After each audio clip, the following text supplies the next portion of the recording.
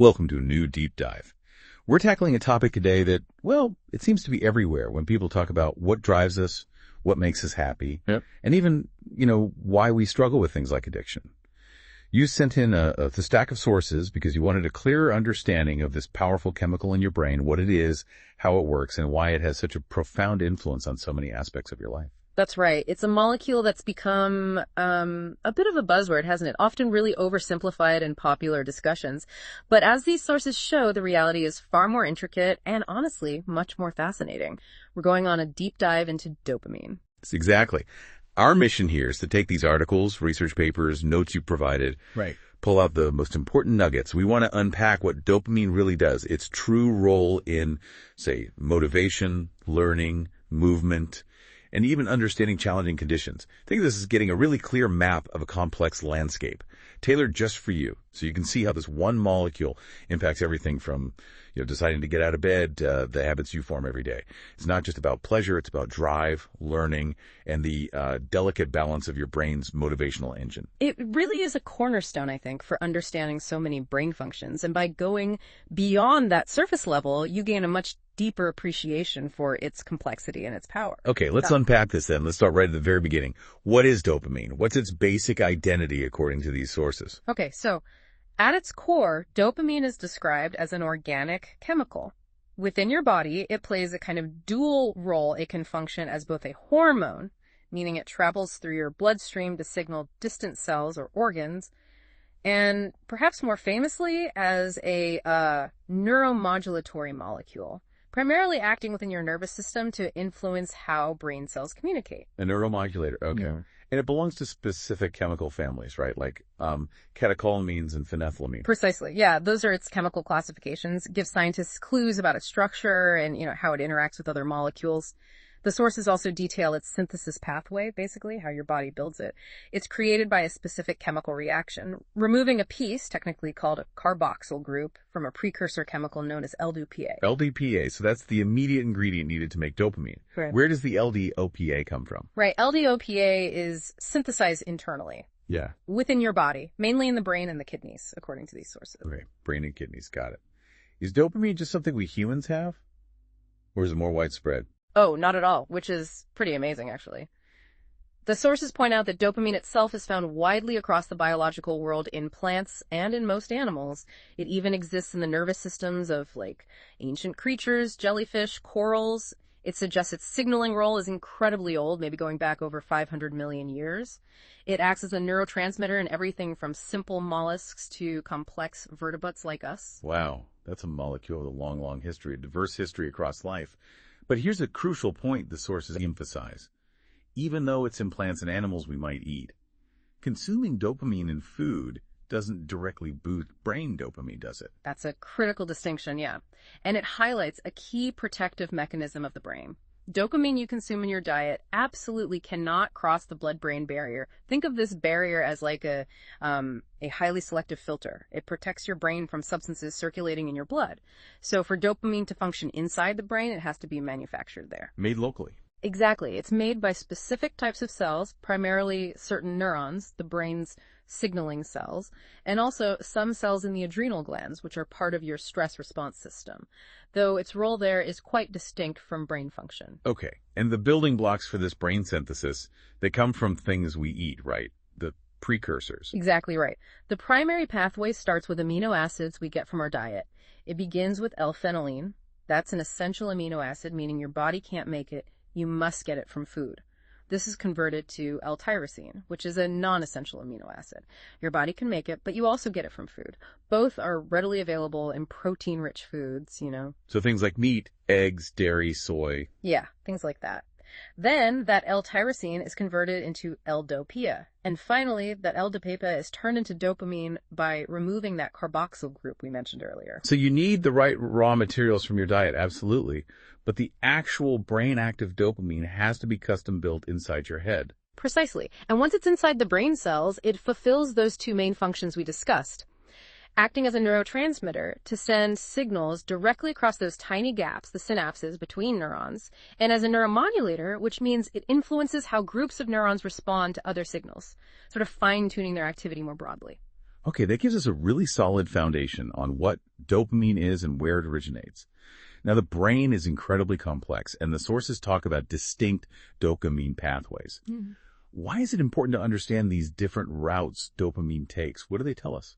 Understanding the pathways it's essential because it explains how one single molecule can have such a diverse range of functions. Dopamine isn't just released randomly throughout the brain, like you said. It's produced by specific groups of neurons located in particular areas. These neurons then send out long extensions, called axons, to project to different brain regions, like highways. These distinct pathways allow dopamine to play specialized roles in the target areas. The sources highlight a few key ones. Okay, let's talk about those key pathways then. What are they, and what jobs do they handle? Well, one of the most significant pathways discussed, especially when we talk about motivation and reward, is the mesocortical limbic pathway. That's a mouthful, I know. Meso.cortico.limbic. Okay. Yeah. This system originates in an area deep in the brainstem called the ventral tegmental area, or VTA. Neurons here project to several crucial areas, including the nucleus accumbens, often called the NAHAC, and the prefrontal cortex. The prefrontal cortex being that area right behind your forehead, involved in complex thinking and planning. So the VTA is like the starting point, the source, and the NAC and prefrontal cortex are major destinations. Exactly. This pathway is deeply involved in the motivational aspects of reward-motivated behavior. It's crucial for processing signals about rewards, obviously, but also fear responses, focusing your attention, planning complex actions, driving motivation, experiencing craving, and overall executive functioning, things like decision making. Wow, that's a lot packed into one pathway. What about the nucleus accumbens specifically, the ANAC? The nucleus accumbens in particular is described in the sources as a critical interface, a hub really. It acts as a place where information about your thoughts, cognition, your feelings, emotion, and your potential actions, behavior all converge. It helps your brain decide if something is, worth pursuing. Is this reward valuable enough to work for? Okay, so that pathway is kind of like the engine for drive and decision-making related to reward. Got it. What about movement control? That's another big one for dopamine, right? Absolutely. That's handled by a different major pathway, the nigrostriatal pathway. The dopamine neurons here originate in an area also deep in the brain called the substantia nigra, often abbreviated SN. Substantia nigra actually means black substance because these neurons contain a pigment, melanin, that makes the area look dark in brain tissue. Interesting. So SN neurons project where? These SN neurons project specifically to the dorsal striatum, another part of the brain heavily involved in movement and also habit formation. This pathway plays a fundamental role in planning and executing smooth, controlled movements, initiating movement, making it fluid. And that's the one we often hear about in relation to Parkinson's disease. Precisely. Problems in this nigrostriatal pathway are classically linked to movement disorders, like Parkinson's. We'll definitely get into that more later. Okay.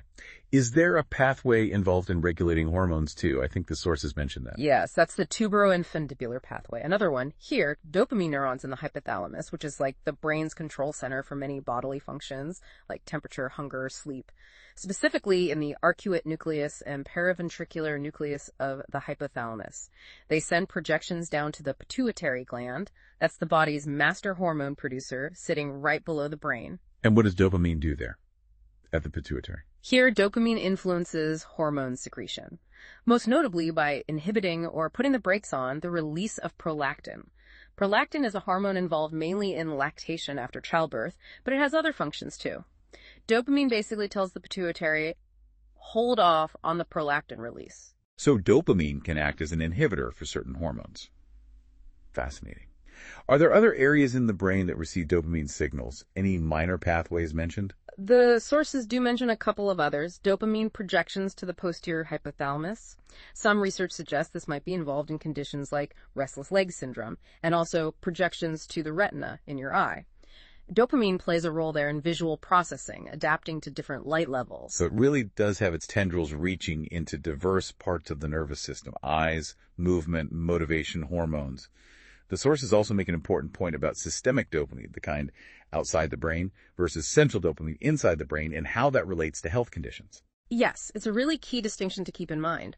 While dopamine circulating systemically in your body has roles, it helps regulate kidney function, blood vessel dilation, things like that, it doesn't cross that blood-brain barrier we talked about. So it can't exert its brain-specific effects, like on motivation or movement. However, disruptions or imbalances in the central dopamine system within the brain are implicated in a wide range of neurological and psychiatric conditions. Such as? While the sources list things like excessive sleepiness or somnolence, schizophrenia, the complex dynamics of addiction, which we'll definitely explore, and impulse control disorders. It emphasizes that even therapeutic manipulation of dopamine levels, like using LDOPA for Parkinson's while necessary, can sometimes lead to other physiological alterations or side effects, because you're tweaking this powerful, widespread system within the brain. That makes perfect sense. You adjust one thing, and it can ripple outwards. Okay, now that we know where it's made, and generally where it goes, how does dopamine actually communicate its signal? How do brain cells talk using dopamine? Right. So the fundamental process involves dopamine being released from one neuron, the sending neuron, and then acting on receptors on a target cell, the receiving cell. The sources describe two primary ways this release happens in the brain, adding a layer of nuance beyond just simple neurotransmission. Two ways. Okay, what are they? First, there's what's called synaptic release. This is the highly targeted method you might typically picture for neurotransmitters. Dopamine is released into that tiny space, the synapse, between the axon terminal of one neuron and the dendrite or cell body of another. It then quickly diffuses across this very small gap and binds to specific receptors on the postsynaptic neuron, the neuron receiving the signal. This activates or influences that receiving neuron. It's like sending a direct person-to-person message. Very localized, very fast. Yeah, a very specific communication, point to point. And the second way? That's called volumetric release, or volume transmission. In this case, dopamine isn't confined just to that narrow synaptic gap. It's released into the broader extracellular space surrounding the neurons, the fluid-filled space between cells. From there, it can diffuse more widely, potentially affecting multiple nearby cells that might not even be directly connected via a classical synapse. These cells just need to have the right dopamine receptors on their surface. So it's less like a whisper in the synapse and more like a broadcast announcement to the local neighborhood of cells. That's a great analogy, yeah. A precise point-to-point signal with synaptic release, or a more diffuse influence on a whole group of cells with volumetric release, both seem important. And once dopamine is released, regardless of the method, it needs to bind to receptors on the target cell to actually have an effect. The sources mention several types of dopamine receptors, categorized into main families like D1 and D2. These families include specific receptor subtypes, D1, D2, D3, D4, and D5. So different receptors, are they just like simple on-off switches when dopamine hits them? Not exactly, no. They're a bit more sophisticated. These dopamine receptors are often what are called G protein-coupled receptors, or GPCRs. This means that when dopamine binds to them, it doesn't just immediately say, open an ion channel to trigger an instant electrical signal like some other neurotransmitters do. Instead, it kicks off a more complex cascade of internal chemical events within the cell. It activates a series of messenger molecules inside. This whole process takes a little more time to unfold compared to those faster ion channel receptors. So the effects of dopamine might be slightly slower to start, but perhaps longer lasting. Generally, yes. It means dopamine's effects tend to be, well, modulatory. They build up, last a bit longer, and can influence the cell's overall state and responsiveness to other inputs. Think of it like starting an intricate multi-step process inside the cell rather than just flipping a simple light switch. That makes sense, especially for its role as a neuromodulator. The sources also mention that how sensitive these receptors are can change. They adapt. Yes, that's a crucial point about system dynamics and adaptation. Your brain's response to dopamine isn't fixed. It's influenced by the current state of these receptors. The sources note that your perception of dopamine's signal and its impact is heightened when the receptors haven't been exposed to much dopamine recently. They become more sensitive. Inversely, if there's been a lot of dopamine signaling, maybe due to chronic drug use or intense stimulation, the receptors can become less sensitive.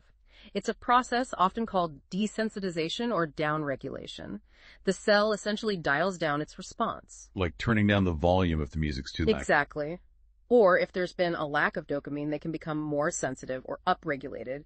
The cell turns up the volume, trying to catch whatever signal is there. This adaptability is how the system tries to maintain balance, homeostasis. But it also explains phenomena like tolerance to drugs, where you need more to get the same effect, and also withdrawal symptoms when the drug is removed and the system is out of whack. Hey, that receptor sensitivity piece is really important. You also mentioned different timescales for dopamine signaling. Yeah. Tonic and phasic. What's the difference there? Right. The sources describe dopamine transmission operating at these two distinct timescales. There are fast, short-lived bursts called phasic release happening over seconds to maybe minutes, and slower, more sustained changes in the background level called tonic release, occurring over minutes to hours. Phasic sounds like those sudden bursts, maybe linked to unexpected rewards or cues. It is, exactly. Phasic release is often triggered by specific, salient events or stimuli.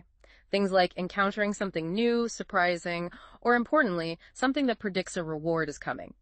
This release is often impulse-dependent, meaning it's tied to the firing patterns of the dopamine neurons. It's thought to deliver time-specific information, allowing for rapid learning and quick responses to important cues in the environment. It's like a sudden exclamation point, grabbing your attention. Okay. And tonic release is more like the background hum, the baseline. That's a perfect way to put it. Tonic release refers to the relatively stable baseline level of dopamine activity in the extracellular space, the background concentration. This baseline isn't static, it can fluctuate slowly, but it provides a sort of general enabling influence. It essentially sets the state or adjusts the overall sensitivity of the pathways involved in motor control, cognition, and motivation. It's like the constant underlying voltage in an electrical circuit, allowing those sudden phasic bursts to have a meaningful impact against that background. The spontaneous background firing rate of some dopamine neurons contributes to maintaining this tonic baseline. So you have this continuous background level of dopamine activity, the tonic level, and then specific events cause sharp phasic increases on top of that baseline. Yeah. The interaction between those two must be critical. It absolutely is, especially when we get into discussing motivation, reward processing, and even things like addiction. How those sudden peaks relate to the underlying baseline is absolutely critical for how the system functions and adapts. Okay. Well, hearing about all these complex pathways, the different release mechanisms, the receptors, the time scales, it's incredibly clear that dopamine is much more than the simple pleasure chemical label that gets thrown around so much. You've hit on one of the most important nuances from these sources, absolutely. While dopamine does contribute to feelings of pleasure and overall well-being, it's definitely involved. The current understanding, particularly in pharmacology and neuroscience, suggests its primary role isn't being pleasure itself. Instead, it's thought to confer motivational salience. Motivational salience. Okay, let's break that down in simple terms. What does that actually mean for us, for our experience? It means dopamine signals how important or noticeable something is in your environment in a way that motivates you to act. It's not just about whether something feels good, although often important things do feel good. It's more about whether something is significant enough, either desirable or even potentially aversive or threatening to capture your attention and propel your behavior either towards it or away from it. So if you see a delicious piece of cake, dopamine signals, hey, that's important, pay attention, go get it. It flags it as salient and motivates approach. So it's less about the feeling of enjoying the cake once you eat it, the actual pleasure, the liking, and more about the drive and focus that gets you to seek out the cake in the first place, the wanting. That's the key distinction often made, yes. Sometimes framed precisely as wanting versus liking. Dopamine seems more strongly associated with the wanting, the drive, the motivation, the goal-directed seeking behavior rather than the liking, which is the actual subjective feeling of pleasure or enjoyment once you attain the goal. It's the pursuit, the anticipation, the motivation to get the reward that dopamine seems to primarily fuel. That significantly reframes how I think about things like cravings or desires. It's the engine, not necessarily the destination feeling. I've heard that wanting versus liking model before. It's been very influential in the field, definitely. It helps explain things like addiction, where the wanting can become pathologically intense even if the liking diminishes over time. However, it's worth noting science is always evolving, right? One source points to more recent human studies, using perhaps more abstract rewards, like listening to intensely pleasurable music. These studies suggest that manipulating dopamine levels, maybe giving a dopamine blocker, can potentially affect both the subjective rating of pleasure and the motivation to, say, purchase the music. That suggests the distinction might be more fluid or perhaps context-dependent in some situations. Maybe dopamine contributes to both wanting and liking, particularly for certain types of rewards. The picture is still becoming clearer. That's fascinating. So maybe not a perfectly clean split or the lines are blurred depending on what we're talking about. But the anticipation of rewards definitely increases dopamine. That seems consistent. Yes, that's a very consistent finding across the sources. The expectation or anticipation of most types of rewards causes an increase in dopamine levels in the brain, particularly in areas like the nucleus accumbens. It's the brain essentially getting ready, signaling that something potentially important or valuable is coming, and you should probably pay attention and maybe take action to get it. That perfectly bridges us to discussing dopamine-specific roles in those key functions you were interested in: motivation, movement, learning, and reward processing. Let's dive deeper into motivation and desire first. Yeah. How does dopamine drive us? Okay. As we touched on with the mesocorticolimbic pathway and that wanting liking idea, dopamine is absolutely a primary driver for us to seek things out, to pursue goals. This is where that interplay between your dopamine baseline level, your tonic level, and those sudden phasic peaks becomes really, really important. You have a baseline level of dopamine that influences your general state of motivation, alertness, and readiness to engage with the world. And that baseline isn't fixed, right? It can change. No, definitely not static. It's influenced by a combination of factors. Your genetics play a role, certainly, but also, very importantly, your recent experiences. What you've been doing, what you've been consuming. Activities or substances that cause large dopamine surges can temporarily increase your baseline, but importantly, they often lead to it dropping below its normal level afterward. That pleasure-pain balance we'll talk more about. So what I did yesterday, or even an hour ago, could affect my baseline motivation right now. That's the idea, yes. The system is dynamic. And the sources emphasize that it's not just the absolute amount of dopamine that matters for motivation, but the ratio of a peak release, phasic burst, relative to your ongoing baseline, tonic level. Think about it. If your baseline is very low, even a moderate peak might feel significant and motivating. But if your baseline is already quite high, perhaps from chronic stimulation or certain drugs, you might need a much larger peak to even notice it or to feel motivated. And that larger peak will likely lead to a bigger subsequent crash in your baseline.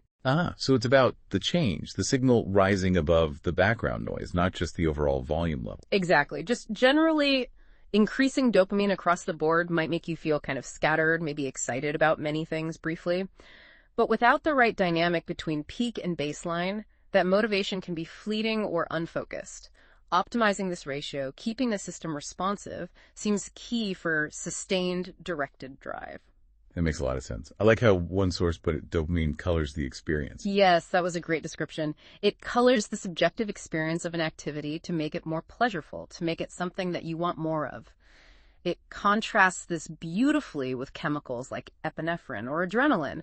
Epinephrine gives you energy, alertness, readiness for action. But epinephrine alone can just feel like anxiety, agitation, or even paralysis if there's no direction. Dopamine, when added to that chemical cocktail, transforms that raw energy into the feeling of seeking, wanting, and pursuing a specific goal. It makes that energy feel purposeful and directed. That's a fantastic way to put it, turning raw energy into directed drive. Purposeful pursuit. And that mesolimbic circuit, the VTA, projecting to the nucleus accumbens and prefrontal cortex, that's the core hardware for this motivational drive. Absolutely. That pathway is repeatedly identified in the sources as fundamental for our motivation, our reward-seeking behavior, and our experience of desire and craving. Okay, so motivation is deeply, deeply linked to dopamine dynamics. Yeah. Let's move on to movement control. You mentioned the nigrostriatal pathway earlier. Right. Dopamine plays an absolutely fundamental, non-negotiable role in motor control. Our ability to move smoothly, intentionally, fluidly. The nigrostriatal pathway, originating in that substantia nigra, SN, and projecting to the dorsal striatum, is crucial for this function. It's involved in planning movements, initiating movements, selecting the right movements, and ensuring they're executed smoothly and with the right amount of force. Fine-tuning our physical actions. And this is where we see such devastating effects in Parkinson's disease. It really highlights dopamine's role here. Precisely. Parkinson's is perhaps the starkest clinical illustration of how vital the specific dopamine pathway is for movement. It's caused by the progressive degeneration and loss of those dopamine-producing neurons, specifically in the substantia nigra. They die off over time. As these neurons die, they can't send enough dopamine signals to the striatum.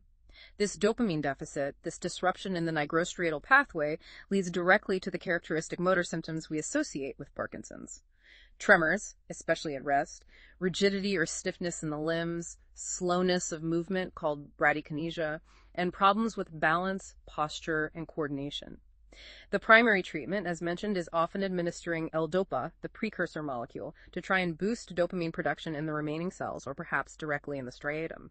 It really drives home the point, doesn't it? How a deficiency in this one chemical, in this one specific pathway, can have such profound physical consequences on our ability to simply move. It really does. It underscores the critical importance of dopamine for normal motor function. Okay, now let's shift gears again and talk about how dopamine helps us learn and form habits, especially through this idea of reinforcement. Right. Dopamine is a central player in what's called reinforcement learning. This is the fundamental process by which behaviors that lead to positive outcomes or rewards become more likely to be repeated in the future. It's how we learn from consequences. This is absolutely fundamental to habit formation and our ability to adapt our behavior to our environment. And it's intimately connected to learning and memory processes more broadly. Neuroplasticity, the brain's incredible ability to reorganize itself to change its structure and function in response to experiences, is significantly influenced by dopamine signaling. Dopamine helps shape those changes. So dopamine essentially helps tag certain experiences or behaviors as important to repeat this. It helps hardwire them. Yes, in a way. It helps strengthen the neural circuits associated with successful behaviors. One of the most compelling ideas from the sources about how it does this involves dopamine neurons signaling something called prediction error. Prediction error. Okay, what's that? Imagine you expect a certain reward for doing something. Let's say you press a button and expect to get one piece of candy. If you press the button and get exactly one piece of candy, exactly what you predicted, your dopamine neurons show little change in their firing rate around the time you receive the candy. The outcome matched the expectation. But if you press the button and you get 5 pieces of candy, something much better than expected, or maybe you got a reward you didn't expect at all, you get a burst, a phasic surge of dopamine. This is the positive prediction error. It's like the brain shouting, "Wow, that was way better than I thought. Pay attention to what just happened. Remember this." Okay, that makes sense. The surprise good outcome gets flagged. What about if you don't get the expected reward? You press the button expecting candy and nothing happens. That's where you see the opposite. A dip or a depression in dopamine neuron activity right at the moment the reward was expected but failed to appear. This is the negative prediction error. It signals, something was supposed to happen here and it didn't. That prediction was wrong. Let's update our expectations for next time. This prediction error signal both the positive burst for better than expected outcomes and the negative dip for worse than expected is thought to be a key teaching signal for the brain. Dopamine essentially tags experiences that violate expectations in a positive way as important, reinforcing the actions or the environmental cues that led to them. It helps you learn what actions lead to rewards and which cues predict those rewards. That mechanism makes so much intuitive sense for learning. It's like an internal feedback loop saying, do more of that, or maybe don't expect that next time. And this connects directly to cue-dependent learning, right? Like Pavlov's dogs. Absolutely. Once you've learned through this prediction error process that a certain cue predicts a reward, like the bell predicting food for Pavlov's dogs, or maybe the sound of a notification on your phone predicting a potentially interesting message. Just encountering that cue itself can trigger dopamine release, particularly that phasic burst in areas like the nucleus accumbens. This cue-induced dopamine doesn't necessarily cause pleasure itself, but it powerfully drives the seeking behavior. It generates the wanting. It makes you want to check the phone or makes the dog salivate, because the cue has become associated with the possibility of a reward. So the cue becomes a potent trigger for the motivation, for the wanting. And then actually getting the reward after performing an action reinforces that specific action. Exactly. When you perform a behavior and then experience a reward or something positive, like, say, trying one of those cookies and finding it absolutely delicious, the phasic dopamine release associated with that positive outcome serves to reinforce the action that led to it. Your brain strengthens the connection between reaching for the cookie and getting something good rewarding. This makes you more likely to reach for it again the next time the opportunity arises. It's the brain's powerful fundamental mechanism for making successful behaviors more automatic and eventually habitual. The sources note that dopamine increases can be associated not only with the reward itself, but also with stimuli predicting the reward, the cues, the behavior of approaching the reward, and even novel or surprising stimuli, which might signal the possibility of a new, unexpected reward to be learned about. Really sounds like a sophisticated, ongoing learning algorithm happening inside our heads, constantly updating based on outcomes versus expectations. This learning process also seems crucial for that really interesting point the sources make about effort and reward. The idea of finding reward in the effort. Yes, this is one of the most profound and maybe practically useful insights from these sources, I think. And it ties directly into how we achieve sustained motivation, especially for difficult tasks. It's the idea that you can, to some extent, consciously learn to access the dopamine-fueled rewards from the effort and the doing itself, rather than solely focusing on or being motivated by the reward that comes after the task is finished. Finding the reward in the struggle during the process, that feels quite counterintuitive, doesn't it? We usually think of effort as the cost we pay for the reward later. It does feel counterintuitive, especially in a culture that often emphasizes outcomes, results, finish lines over the process itself. But the sources suggest this involves actively engaging a specific part of that mesolimbic circuit we discussed, particularly its connections between the VTA, nucleus accumbens, and importantly, the prefrontal cortex, your thinking brain influencing the reward circuit. It's about cognitively reframing the difficulty, the challenge, or the effort itself as meaningful, as progress, as inherently rewarding. Think about activities like mastering a new complex skill, learning a musical instrument, training for a marathon, or even tackling a difficult intellectual problem. Initially, it's just hard work, maybe frustrating. But over time, if you persist and focus on the process, the small improvements, the feeling of pushing through a barrier, the consistency of showing up, these aspects of the process can start to feel intrinsically rewarding. They can trigger dopamine release during the activity. You're essentially training your brain to associate dopamine release with the effort itself, not just with crossing the finish line or getting the external prize. So it's like shifting the prediction error signal.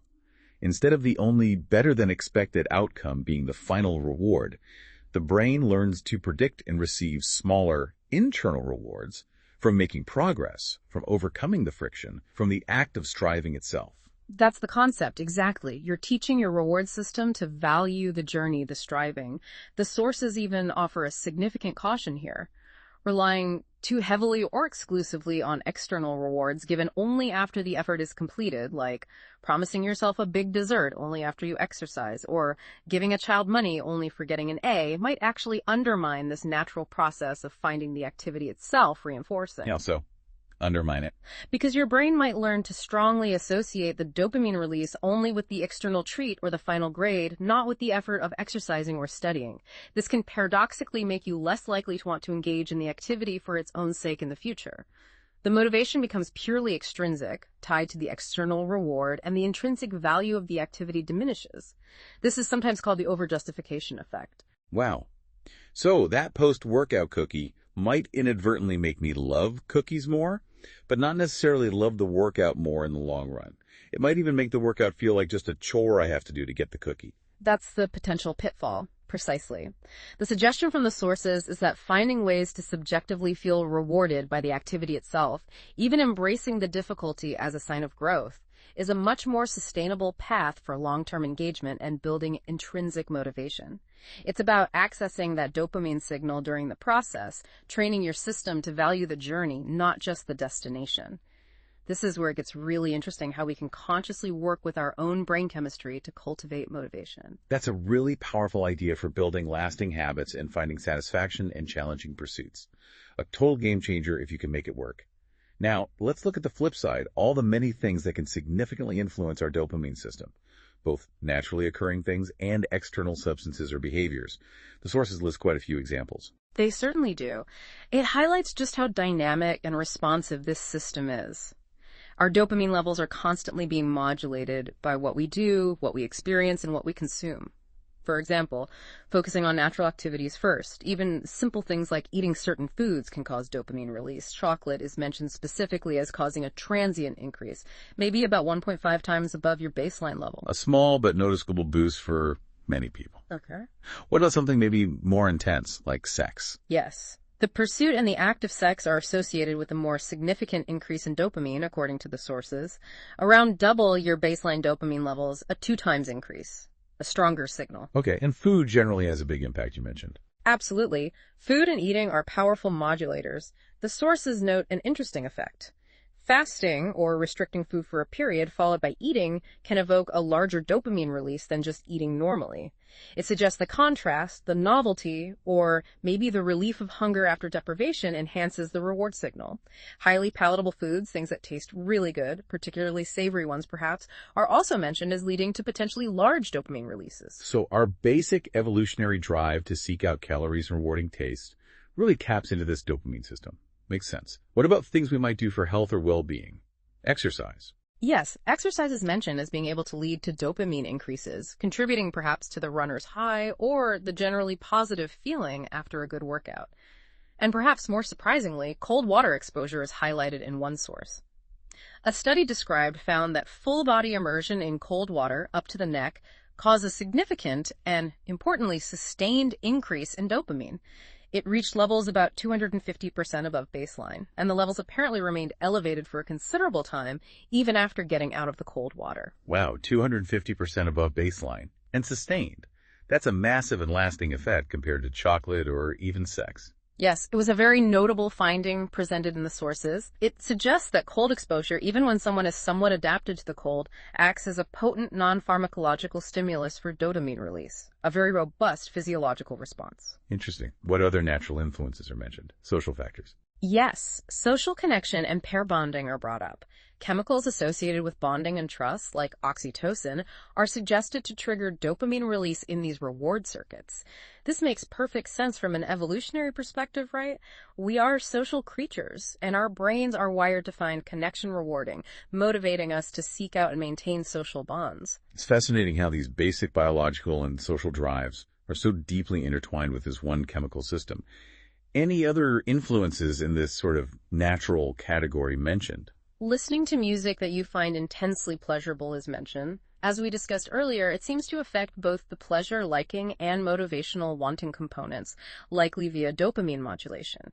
And in what one source called a potentially eerie example of reinforcement, simply hearing information or arguments that reinforce your existing beliefs or biases can apparently trigger dopamine release. Whoa, our brains literally reward us for confirmation bias. That's a little unnerving, actually. It explains a lot about online echo chambers, maybe. It's certainly a provocative finding, suggesting how dopamine reinforces not just behaviors, but potentially even cognitive patterns. Now, beyond these more natural activities, the sources discuss pharmacological substances and supplements that impact dopamine. Right. And here it's probably crucial to emphasize caution, given dopamine's power. Absolutely. It's vital to understand that manipulating dopamine directly with substances, especially powerful ones, can have significant consequences for the system's balance, the peak baseline dynamic, and potential side effects. We've already talked about L-Dopa, the direct precursor used to treat Parkinson's. One source includes a quite dramatic anecdote illustrating its power. A patient whose dopamine was deliberately suppressed by an older antipsychotic drug, Thorazine, experienced almost immediate profound relief from severe Parkinsonian symptoms upon receiving L-Dopa intravenously. It just shows how critical dopamine is and how quickly replacing it can have an effect when it's deficient. A very stark illustration. What about natural substances that contain L-Dopa, like that plant Mucuna pruriens? Yes. Mucuna pruriens is a plant, a type of velvet bean that contains naturally high concentrations of L-Dopa. As you'd expect, it acts similarly to pharmaceutical L-Dopa, directly increasing dopamine levels. This leads to reports of elevated mood, motivation, alertness. However, the sources caution that, like other substances causing large, rapid dopamine peaks, its effects are often followed by a noticeable crash or a reduction in baseline dopamine levels after the acute effects wear off. That pleasure-pain balance, again, it's also noted in the sources to potentially increase sperm concentration and quality in men. And because dopamine inhibits prolactin, it can blunt prolactin release. A significant boost, but potentially comes with a cost to the baseline later. Okay. What about a precursor further up the synthesis chain, like L-tyrosine? That's available as a supplement, too. Right. L-tyrosine is the amino acid precursor to L-Dopa, so it's one step further back in the production line. It's readily available over the counter as a supplement. While it's generally considered less potent or direct than L-Dopa, the sources indicate that supplementing with L-tyrosine can lead to feelings of increased energy, alertness, and focus for some people. The idea is that providing more raw material might support dopamine synthesis, especially maybe during periods of high demand or stress, typically taken in capsule or powder form. Okay, and the ubiquitous caffeine, the world's most popular stimulant. How does that fit into the dopamine picture? Does it directly boost dopamine? Interestingly, caffeine works a bit differently than simply increasing dopamine release like, say, amphetamines do. The sources explain that caffeine doesn't appear to directly cause a large surge in dopamine release itself. Instead, its primary mechanism relevant here seems to be increasing the number and the effectiveness or sensitivity of certain dopamine receptors, specifically the D2 and D3 receptors. It mainly does this by blocking adenosine receptors, and adenosine normally kind of puts the brakes on dopamine activity. So blocking adenosine takes the brakes off. So it's not pushing the gas pedal harder, it's making the engine more responsive to the gas that's already there. It amplifies the existing signal. That's a great way to think about it, yes. It makes you more sensitive to the dopamine that is present, allowing it to have a stronger effect on alertness, motivation, and mood. The sources also mention that regular caffeine use can actually cause an increase in the density of these D2-D3 receptors, a process called upregulation. Your brain adapts to the regular presence of caffeine by making itself more sensitive to dopamine. One source also includes a cautionary note that caffeine might increase the neurotoxicity associated with MDMA, ecstasy, by affecting related receptors, highlighting potential interactions between substances. Good to know. What about prescription medications designed to affect dopamine, besides LDOPA? Antidepressants. Yes. Wellbutrin, the brand name for bupropion, is mentioned. It's an antidepressant that works differently from the more common SSRIs, which primarily target serotonin. Bupropion increases levels of both dopamine and norepinephrine in the brain, likely by blocking their reuptake. It was developed partly as an alternative that might avoid some common SSRI side effects like weight gain or sexual dysfunction. However, that increase in alertness, drive, and energy from the dopamine and norepinephrine boost can sometimes cause side effects like insomnia, anxiety, agitation, or appetite suppression in some individuals. It targets those motivation and energy aspects of depression. Any other, maybe surprising influences from the sources? Anything unexpected? Well, one study mentioned melatonin, the hormone best known for regulating sleep-wake cycles. This particular study suggested that melatonin might have an impact on the dopamine pathway, specifically modulating activity within the ventral tegmental area, VTA, that key starting point for the mesolimbic reward pathway. More research is definitely needed there to understand the implications, but it just shows how interconnected these different neurochemical systems can be. Sleep, hormones, motivation, they likely all influence each other.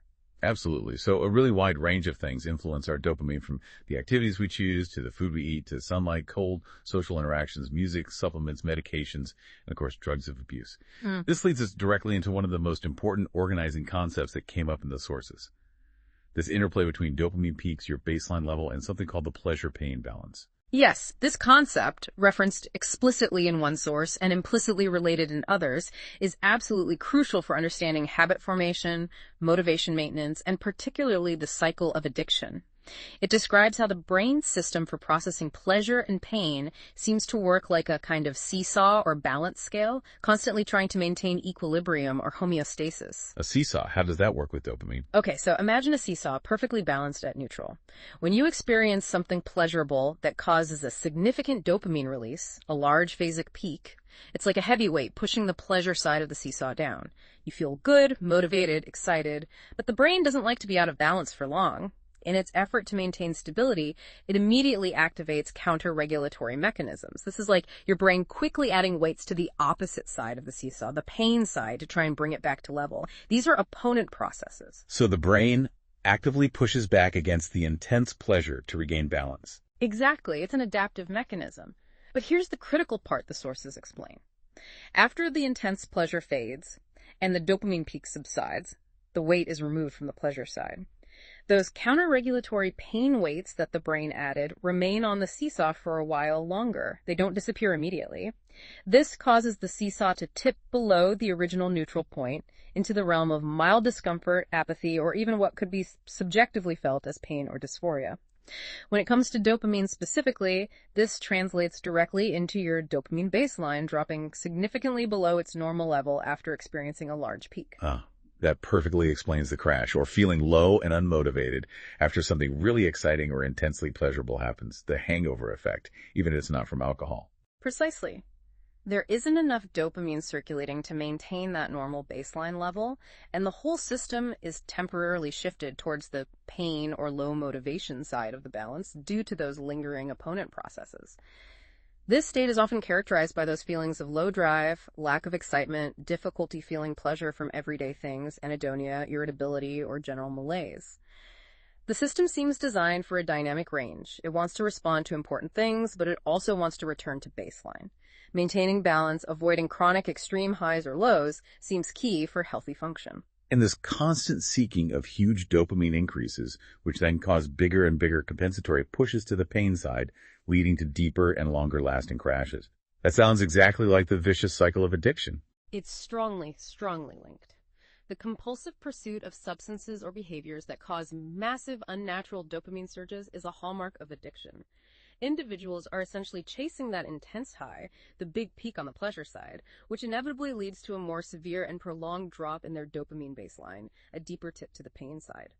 They then find themselves in this state of discomfort, anxiety, and profound lack of motivation. At this point, the craving might not even be for the initial euphoric high, but rather a desperate need to use the substance again just to alleviate the profound discomfort of the low baseline, just to push the seesaw back towards neutral, or temporarily back into the pleasure side. It becomes about escaping the low, not just chasing the high. The sources also highlight that layering multiple activities or substances that cause large dopamine releases close together, like, say, combining stimulants with engaging in thrilling activities or consuming highly palatable food, can dramatically exacerbate this effect. It can create profound, lasting issues with baseline motivation, energy, and mood that can persist for days or even longer after the stimulation stops. That model of the seesaw, striving for balance but overcorrecting after a big push, makes the post-high crash and the addiction cycle much more understandable biologically. Okay, let's revisit how dopamine relates to habits and how we respond to rewards, but looking through this lens of the peak baseline dynamic and the pleasure-pain balance. Absolutely. Understanding this dynamic is incredibly powerful if you want to consciously shape your behavior and build sustainable habits. Dopamine's role in reinforcement, driven by those prediction errors and peaks, directly influences the habits we form. And the sources touch on a particularly potent form of reinforcement, intermittent reinforcement. Right, like slot machines in a casino. Yeah. Where you don't win every time. Exactly the classic example. Intermittent reinforcement is where the reward, and thus the dopamine peak, doesn't happen every single time you perform the action. It occurs on an unpredictable or variable schedule. Sometimes you get it, sometimes you don't. This unpredictability, counterintuitively, makes the behavior incredibly resistant to extinction. You keep pulling the lever or keep checking your phone because you never know when that satisfying dopamine hit, the reward, the win, the interesting notification might finally come. It keeps hope alive, so to speak, and drives persistent behavior. That explains why checking email or social media can feel so compulsive. Okay, so if we want to build healthy habits, especially for things that require sustained effort, how can we use this knowledge about peaks, baselines, and reinforcement schedules? This ties right back to that idea of finding the reward in the process and being mindful of how external rewards affect intrinsic motivation. The sources suggest that for activities you want to do consistently long-term, things like exercise, studying, creative work, things that might be difficult or not immediately gratifying, being aware of the dopamine system is really helpful. Specifically, they suggest considering undercutting or being cautious with predictable, huge external rewards given only after the activity is completed. Instead, perhaps making the outcome less certain sometimes, or focusing on smaller, more intrinsic rewards during the process can actually, counterintuitively, help make the activity itself more reinforcing over time. So instead of guaranteeing myself a big treat after every single workout, maybe I should focus more on feeling good during the workout. Or maybe only give myself a small reward sometimes, unpredictably. That's the kind of strategy implied. By making the external reward less predictable or less overwhelming compared to the effort, you potentially allow the brain's reward system to better associate the dopamine release with the act of doing the workout itself. You're training your brain to value the effort. Maybe it's about celebrating completing a particularly challenging part of the workout, or acknowledging the feeling of accomplishment during the cool down. Or, as you suggested, perhaps flipping a coin after a study session to decide if you get a small treat, making the external reward intermittent. The goal is to shift the locus of reinforcement, strengthening the connection between dopamine and the desired behavior, rather than just the behavior and an external bribe. That makes sense. What about multitasking? Does that affect dopamine and reward for an activity? The sources raise a really relevant point here for our modern lives. Engaging in multiple dopamine-releasing activities simultaneously, like texting or scrolling social media while trying to exercise, or listening to a podcast while studying, can potentially dilute the dopamine associated with the primary activity you're trying to focus on or find rewarding. Dilute it. How? Well, if you're getting little unpredictable hits of dopamine from your phone notifications or the podcast while you're also doing something effortful like running, your brain might struggle to cleanly attribute the overall feeling of reward or satisfaction. Some of that dopamine signal might get linked to the secondary activity, the phone, the podcast, rather than being fully associated with the run itself.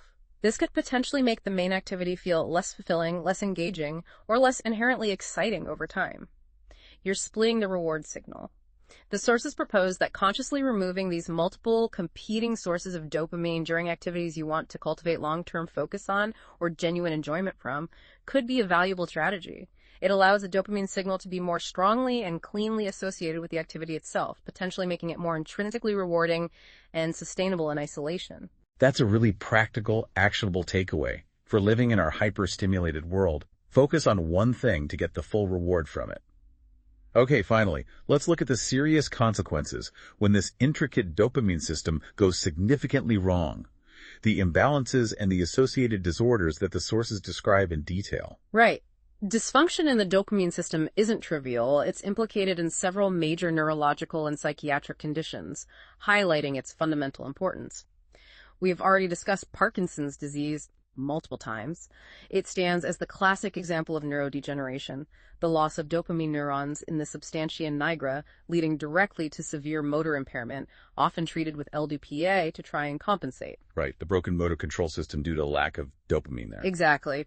But the sources provide quite extensive detail on addiction, showing just how complex and, frankly, counterintuitive dopamine's role is here.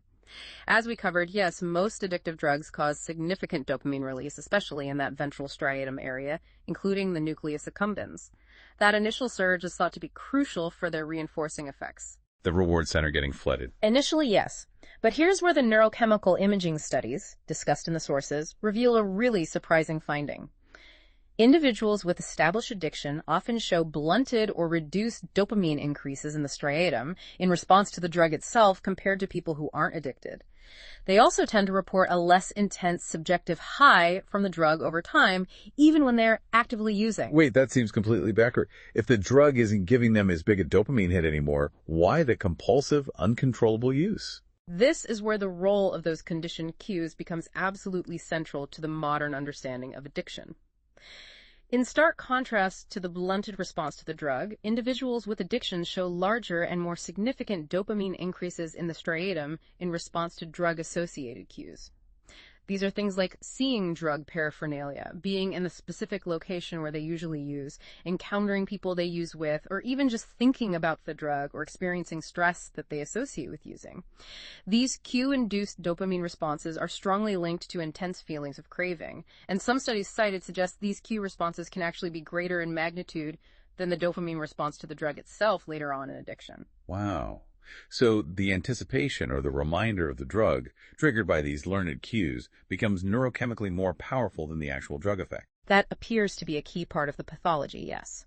The sources suggest this profound discrepancy, the powerful prediction of reward triggered by the cues, huge dopamine surge in wanting, versus the blunted actual pharmacological effect when the drug is taken might be what drives the compulsive, seemingly irrational drug-taking behavior. The individual keeps taking the drug, driven by the intense cue-induced wanting, trying desperately to achieve the expected high signaled by the cues, even though their brain's actual response to the drug itself is diminished. It's a system gone haywire, chasing a memory of reward more than the current reality. That provides a much more compelling explanation for the relentless pursuit, even when the user knows it's destructive. What about changes in dopamine receptors and addiction? Yes. The sources also consistently report that individuals with various addictions tend to show lower levels, or reduced availability, of dopamine D2-D3 receptors in the striatum. These lower receptor levels are associated with decreased baseline metabolic activity in frontal brain regions, areas crucial for decision-making, planning, impulse control, and self-awareness. This likely contributes significantly to the impaired judgment, impulsivity, and difficulty stopping the compulsive behavior seen in addiction.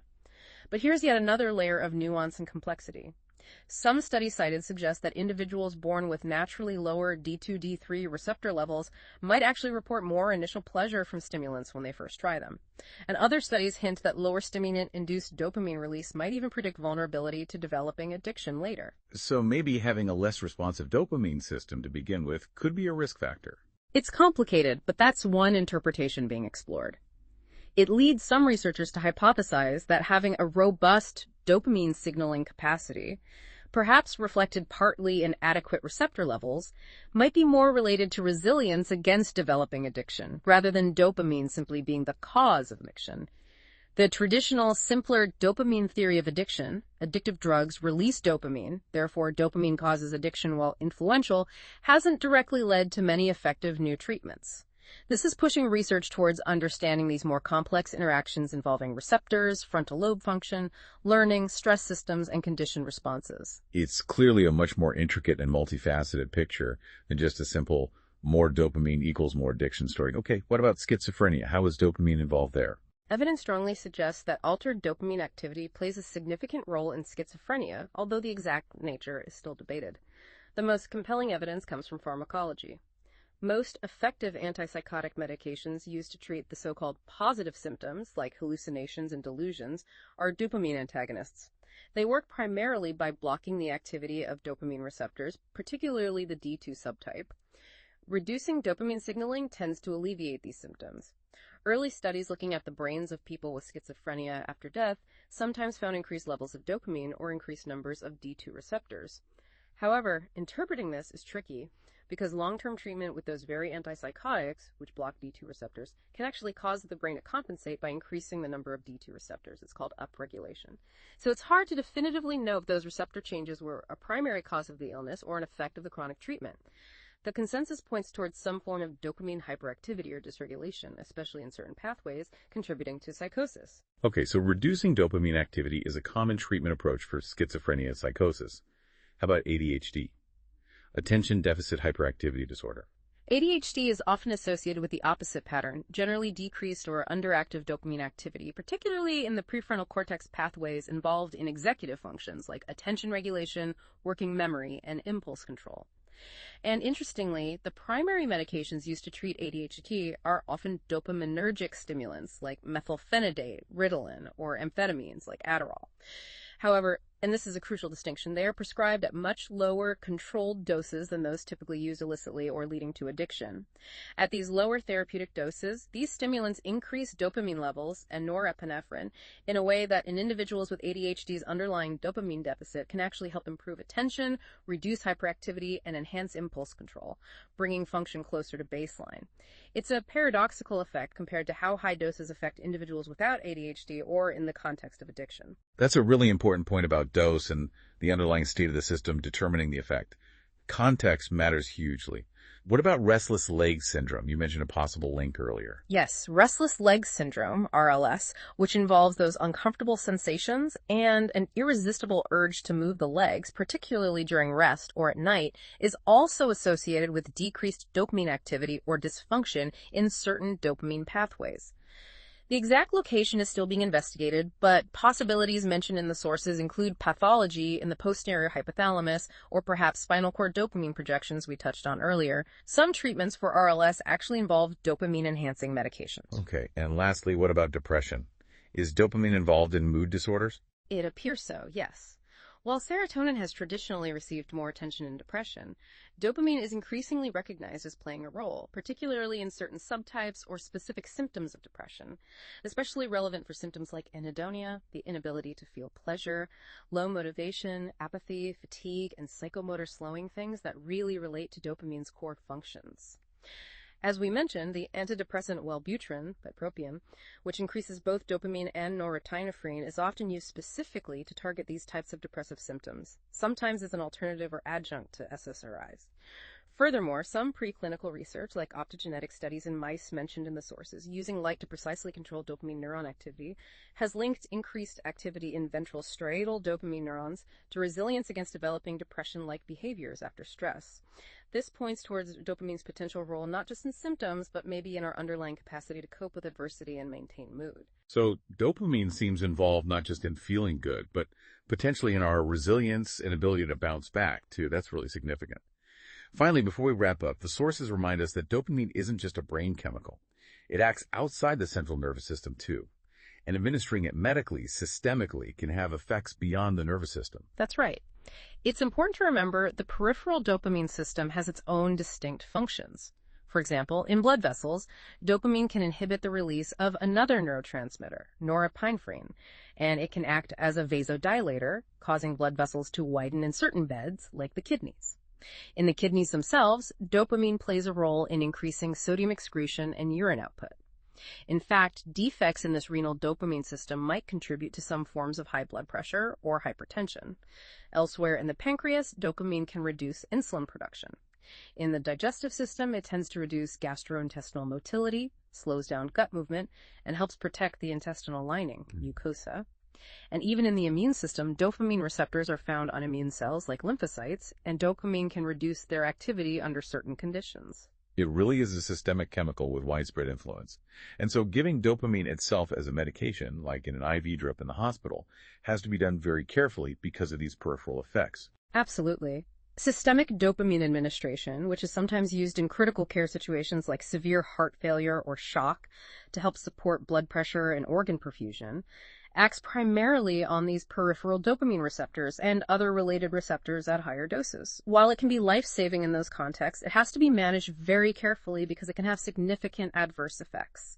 These can include irregular heartbeats, arrhythmias, and potentially dangerous increases in blood pressure, which could, in rare cases, lead to strokes or other cerebrovascular accidents.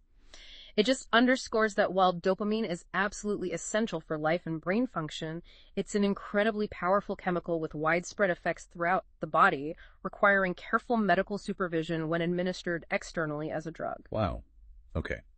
We have covered an incredible amount of ground today, drawing from all these detailed sources you sent in. We've gone from its basic chemistry, what it is, how it's made from amino acids like tyrosine. Yeah, LDOPA being that key precursor. Exactly. And the different pathways in the brain, mesolimbic for motivation, nigrostriatal for movement, tuberoinfundibular for hormones. Right, and how it signals through different receptors, D1, D2 family, and those phasic bursts versus the tonic baseline. And delving into how it really fuels motivation, not just pleasure, but that wanting, that motivational salience. And its critical role in learning through prediction error, that's such a powerful concept, helping us form habits. Then understanding that crucial interplay of peaks and baseline levels, the pleasure-pain balance, and how chasing huge peaks can lead to that crash. And of course, exploring its profound connection to serious conditions, the movement loss in Parkinson's, the incredibly complex role in addiction, with the cues becoming so powerful, even as the drug effect blunts.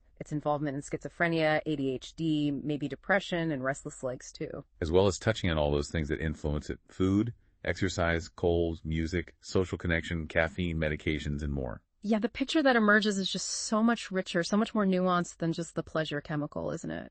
Absolutely. It's this complex, dynamic neuromodulator fundamental to what drives us, how we learn, how we move, how we respond to rewards, and even how we value effort itself. And understanding this dynamic system, especially how things like chasing constant high stimulation can deplete our baseline and leave us unmotivated, gives you such valuable insight into your own behavior, your habits, and your overall well-being. That balance, maintaining that healthy dynamic range, really seems to be the key takeaway from a functional perspective. The system is designed to be responsive, but chronic extremes, either too high or too low, can lead to dysfunction. So, knowing all this, knowing how our brain's dopamine system powerfully drives us towards perceived rewards, and how constantly seeking those massive dopamine peaks can actually lead to a depleted baseline, a motivational crash, and that tilt towards the pain side of the seesaw. Here's an important question to leave you with, something to really mull over as you go about your week.